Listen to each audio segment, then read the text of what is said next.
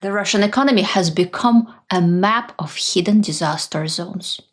Places where the numbers look fine, but the foundations are cracking. Coal mines running at a loss, railways that can't deliver, empty shipyards, half-built towers no one can afford to finish. And yet, the TV keeps promising revival, rebirth, and freedom from the West. But freedom is not isolation. It's connection. And you can't build a modern nation while cutting yourself off from the modern world. I'm Elvira Bary, a writer born in the USSR, and while researching my new novel, The Snow Queen's Spring, I've been collecting real stories from inside this economic storm. Stories of engineers, traders, and bankers, all trying to survive inside a system that keeps devouring itself. Today, I'll take you across the hidden disaster zones of Russia's war economy, from energy to transport, from agriculture to finance, to show what the Kremlin wants. If you'd like to follow my discoveries as I write The Snow Queen's Spring, the real stories behind the fiction, subscribe to my newsletter. The link is in the description. You'll get behind-the-scenes notes, early previews, and the research that shapes every chapter of the book. Energy sector. From 2022 onward, the Russian coal industry has emerged as perhaps the weakest link in the country's energy complex. Once a reliable export earner and domestic heating fuel, coal has become a chronic liability. One major reason is the collapse in demand and export earnings. In the first 7 months of 2025 alone, Russia's coal sector lost 225 billion rubles, roughly $2.8 billion. More than double the annual losses in all of 2024. Dozens of coal firms have already shut down, and many more are on the brink of bankruptcy. In the major coal region of Kuzbas, 18 out of 151 enterprises closed, and tens of thousands of workers were laid off. The export market, once a backstop, has turned hostile. Western sanctions force Russia to sell coal at deep discounts, often 20% or more below market, cutting margins to unsustainable levels. At the same time, the rail network, the arteries that move coal from mines to ports, is choked. Transportation costs have ballooned to consume up to 90% of the coal's sale price in some cases. Competitive export destinations like Asia require long logistical chains that are both expensive and capacity constrained. China, Russia's largest coal customer, has imposed quotas, price demands, and is sensitive to quality and transport reliability. In some, mines producing lower-grade coal with aging equipment and high costs simply cannot compete in this environment. The Russian oil sector remains its financial backbone. With European buyers largely cut off, Russia has shifted its crude exports toward Asia. In mid-2025, China accounted for about 47% of Russia's crude exports, followed by India with 38%. But that reorientation has come with heavy costs. US and allied sanctions now target tankers and shipping routes.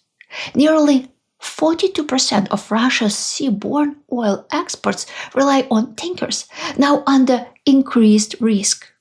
In many cases, ship-to-ship transfers are used in international waters, for example, en route to China, to mask the origin of cargoes and avoid sanctions. Meanwhile, Ukrainian drone and missile strikes on Russian refineries and terminals have forced disruptions. In August 2025, strikes damaged or disrupted about 17% of Russia's refining capacity, roughly 1.1 million barrels per day of processing throughput. The loss of refining capacity means Russia must export more crude rather than value-added products, further reducing margins. In response, Russia is offering heavy discounts to attract buyers in India, China, Turkey, and elsewhere. But these discounts erode revenue. Before the war, Europe was Russia's main gas customer. Today, that market is almost entirely gone. From holding more than 35% of Europe's gas imports before 2022, Gazprom now supplies perhaps 7% or less. Most of the key pipeline routes have been severed or shut down. Moscow's much-publicized pivot to China through the Power of Siberia pipeline brought little relief. The system isn't connected to Russia's older gas fields in the west, which means the bulk of reserves can't be redirected eastward. And even where gas does flow, prices in Asia are far lower than the premium contracts Europe once paid. At home, contradictions abound. Domestic demand for gas remains high, especially during harsh winters. But political pressure keeps tariffs artificially low, well below cost recovery levels. Meanwhile, the infrastructure that supports the entire network, aging pipelines, compressor stations, and control systems, continues to decay under underinvestment and sanctions that block access to crucial foreign components, transport, and logistics. The Soviet Union left Russia a vast, rail-centric transport network. Railways still carry the bulk of long-distance freight, especially heavy commodities like coal, ore, grain, and machinery. Roads and highways exist mostly to supplement, not replace this system. Rivers and ports handle part of the load, particularly near coastal regions. Air transport remains peripheral in volume, but crucial for governance and keeping the far-flung regions of the country connected. But war has twisted this system. Every weak point is now a fracture. Railways are heavily subsidized. State-owned Russian Railways, RZD, is pressured to carry war material, subsidized freight, and national projects. The burden is enormous. Freight rates are often politically constrained, leaving little margin for maintenance and modernization. Under Western sanctions, acquiring key parts like modern signaling, automated switches, and control electronics from abroad is largely impossible. Domestic production is far behind. Many replacement parts must be smuggled or bought via third-party intermediaries. A costly, risky grind. The war has drained human resources. Many rail workers are mobilized or leave. Staffing is thin. Key corridors are double booked, and trains queue for days. Many long routes, Siberian and Far East, are stretched beyond capacity. As rail choke, more goods shift to trucks. But trucking faces challenges.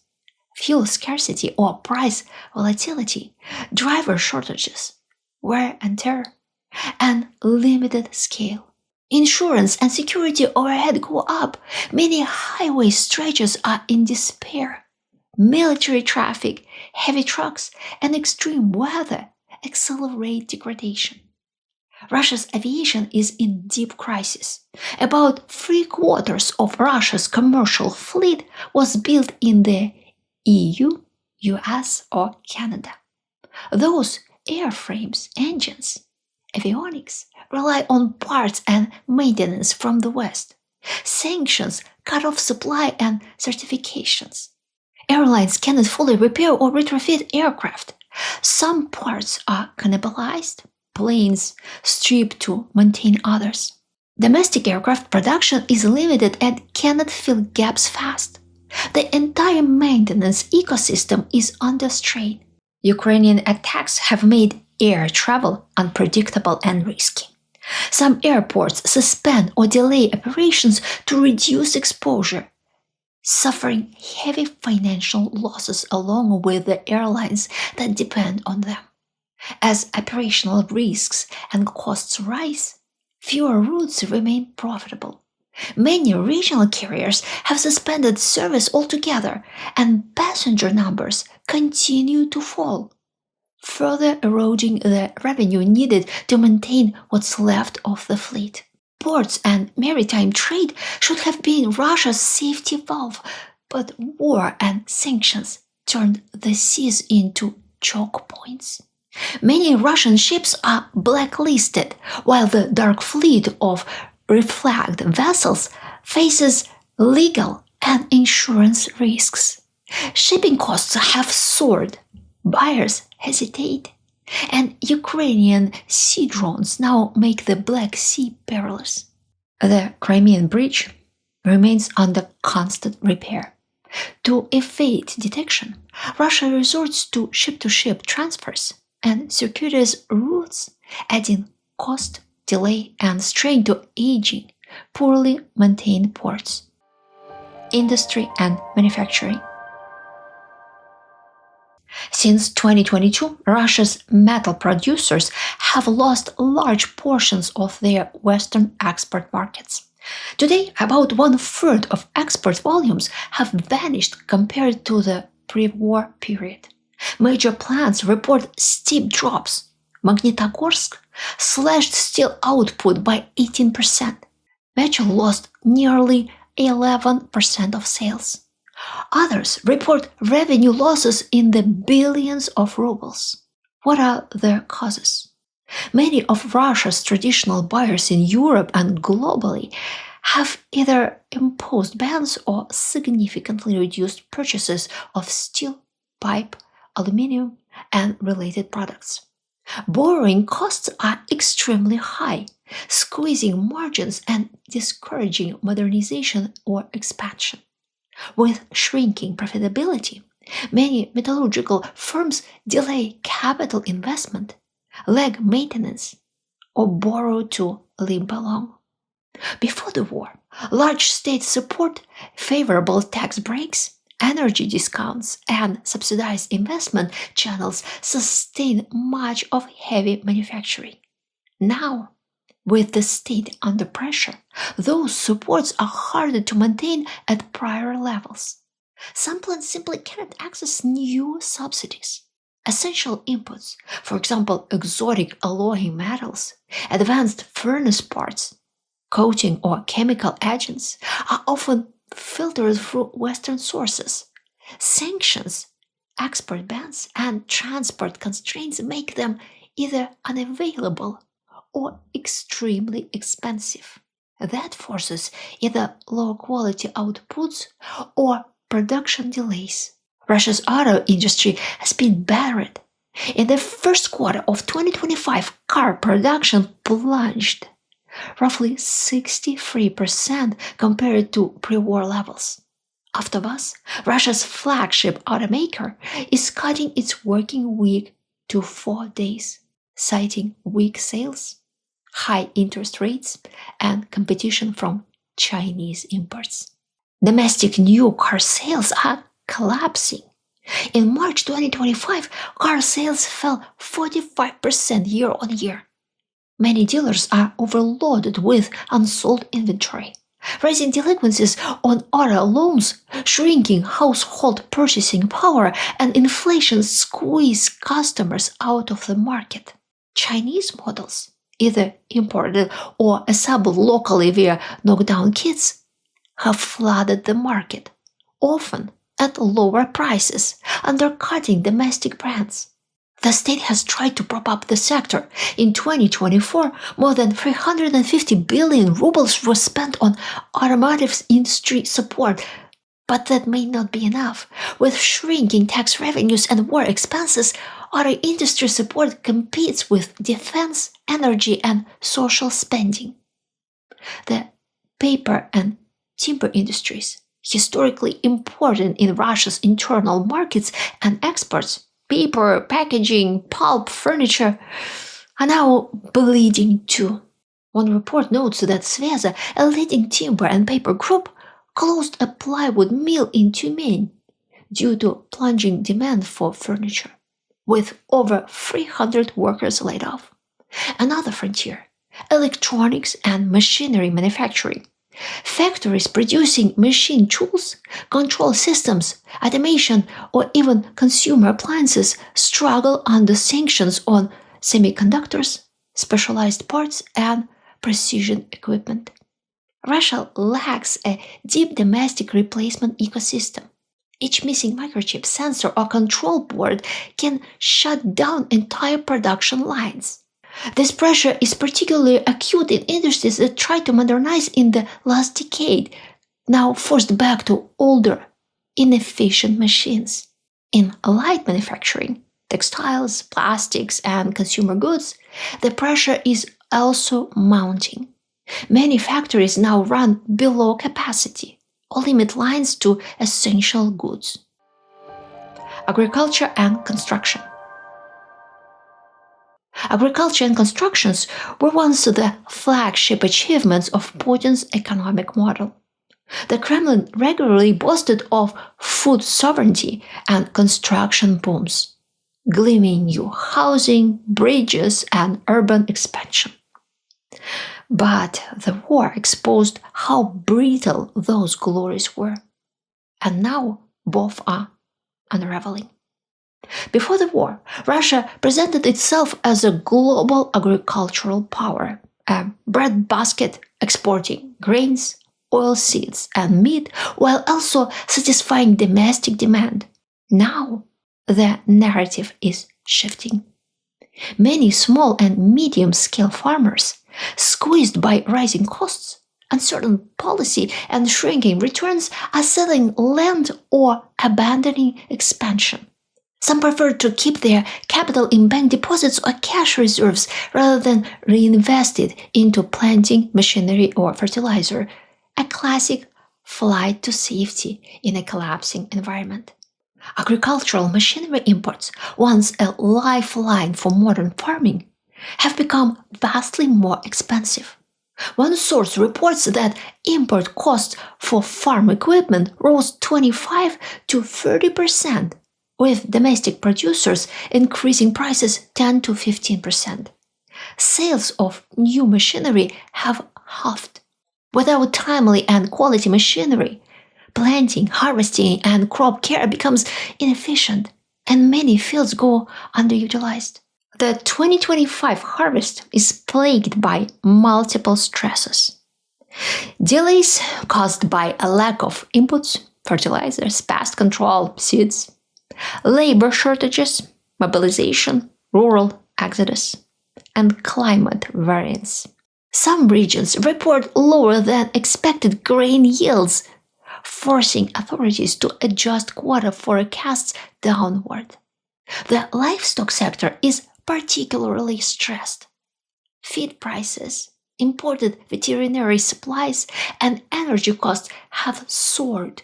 Farmers are reducing herd sizes because feeding and maintaining animals becomes unprofitable, particularly for mid-sized operations. As supply contracts, retail meat prices have kept rising, especially for pork and beef.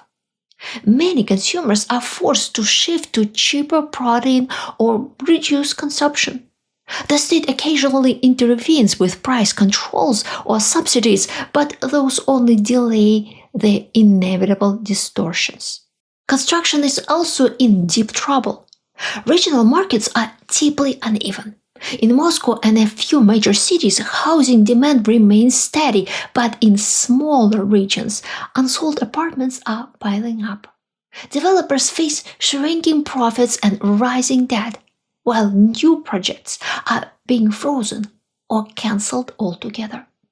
For years, Russia's housing boom depended on state support, subsidized mortgages, cheap loans for developers, and government-backed financing.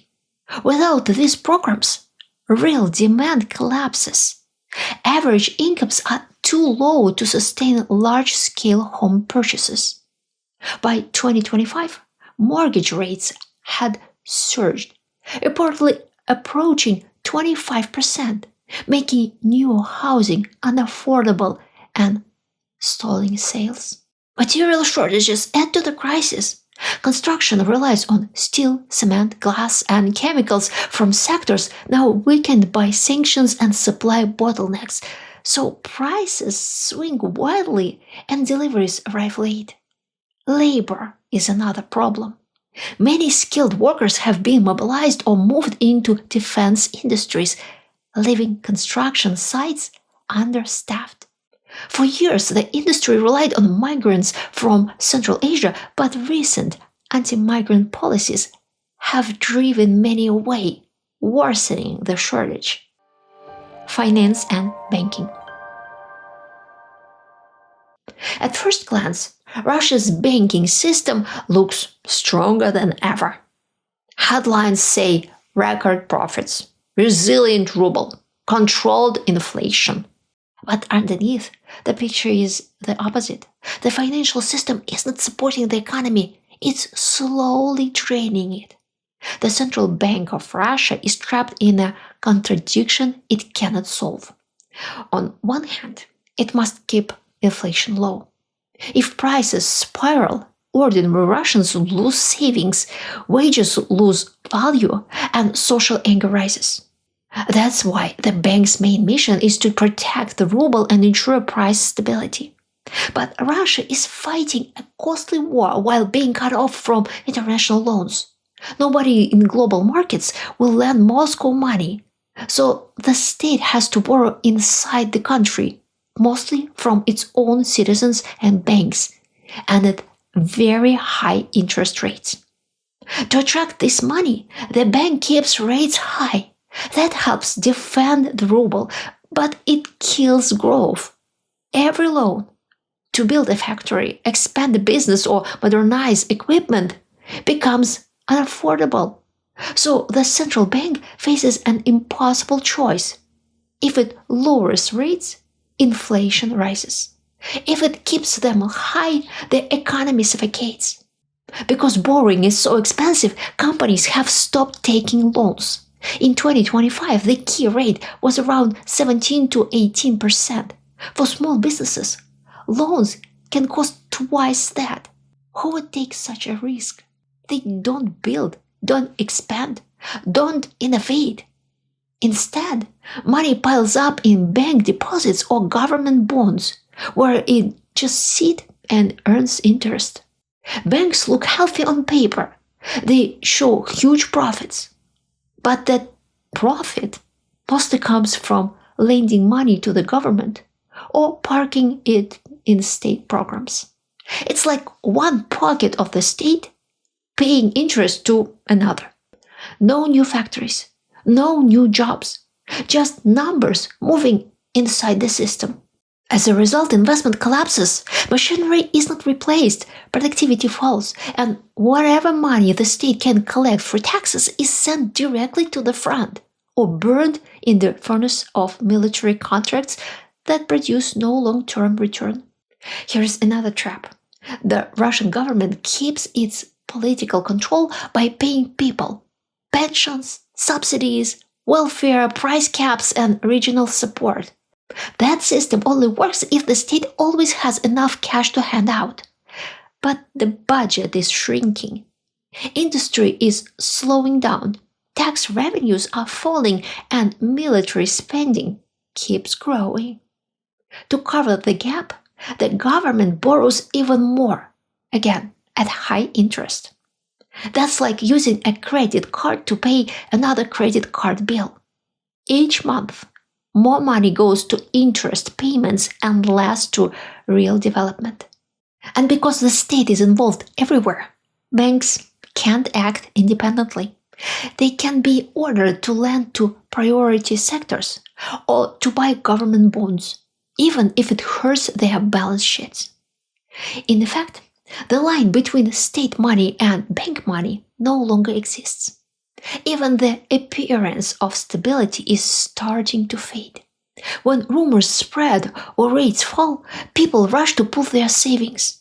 In mid-2025, several big banks reported billions in outflows. The government is hiking taxes and cutting privileges to squeeze extra revenue. With so many businesses struggling, more borrowers are defaulting. Debt payments already eat up a large share of spending. Every new loan deepens the hole.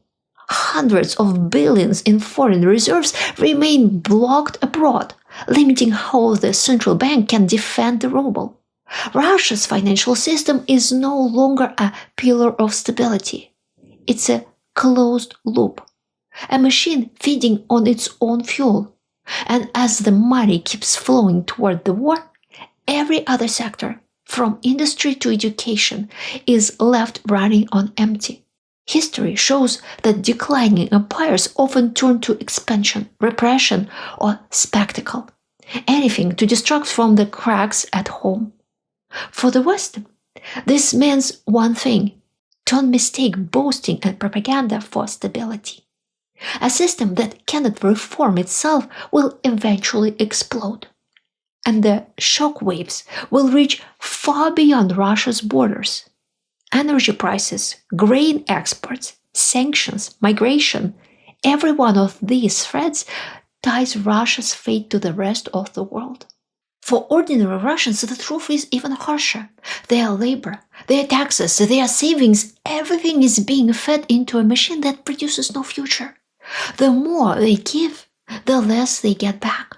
And when the system finally runs out of fuel, it will be their lives that fill the gap. Those who understand the currents of history still have time to prepare, to make the right choices for themselves and their businesses, but many will ignore the warnings. It's like weather. For a long time, nothing seems to change.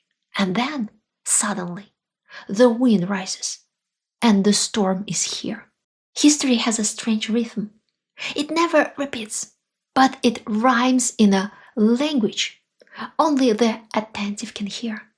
Today's Russia looks powerful on the surface, but underneath it's cracking, just like it did a century ago. And again, ordinary people will pay the price for the illusions of their rulers. So I want to leave you with a question. When you look at Russia today, what do you see? Tell me what you think in the comments. Your perspective always adds depth to these conversations. If you found this video thought-provoking, please like, share, and subscribe. You can also support this work by joining the think tank or through Buy Me a Coffee, PayPal, or Super Thanks. It keeps this channel independent and helps the truth travel further than propaganda ever will. Thank you for watching and for caring about stories that still matter.